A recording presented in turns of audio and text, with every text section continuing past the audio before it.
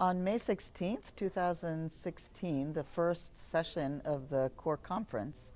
was a session on how to design behavior change strategies during emergencies. And there was a demand for this because more and more core group members are facing the fact that they are having to implement behavior change strategies even during emergency times, whereas we're normally doing them what we think is during a development period. So we need to learn and to discuss how do we do this, and is it different or is it the same?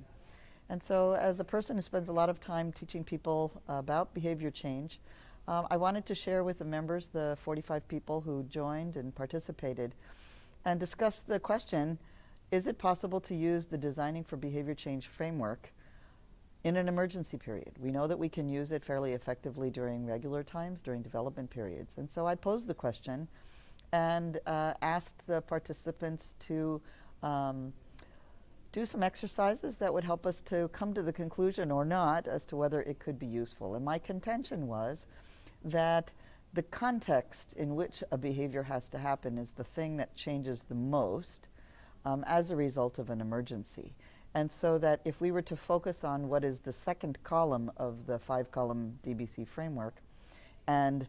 describe in detail what is the condition that is happening during the emergency that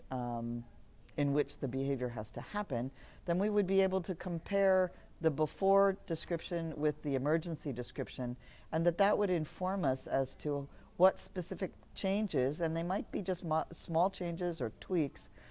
might need to be made into the strategy that was already begun that would make it more effective during the emergency period. And so we did some exercises where in 6 different groups that were divided by emergencies and countries, and people having had experience in those countries and or emergencies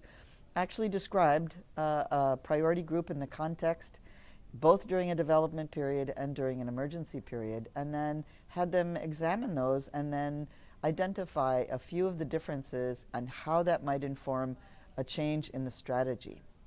And then after we did that and shared and learned a lot from each other, I posed the question, well, do you think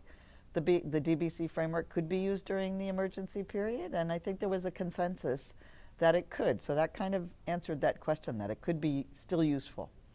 Then to top it off, we all recognize that one of the challenges of working between the development period and the emergency period is that different teams are involved. Quite often during an emergency, a separate team will be sent in. And that can sometimes cause some friction and sometimes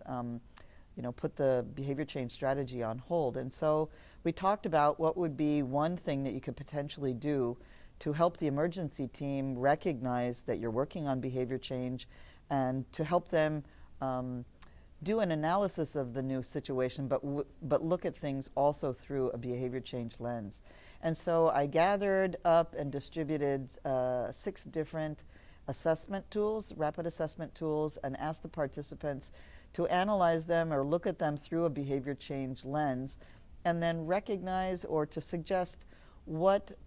additional questions might be added to those rapid assessment tools that would help the team, the emergency team, to recognize that we're doing behavior change even during emergencies, and to help them to collaborate with the development team in implementing or tweaking that behavior change strategy. So we answered our first question about whether the DBC framework could be used, and we started the ball rolling with regard to collaborating more with the emergency team in helping us to be better behavior change agents even during an emergency period.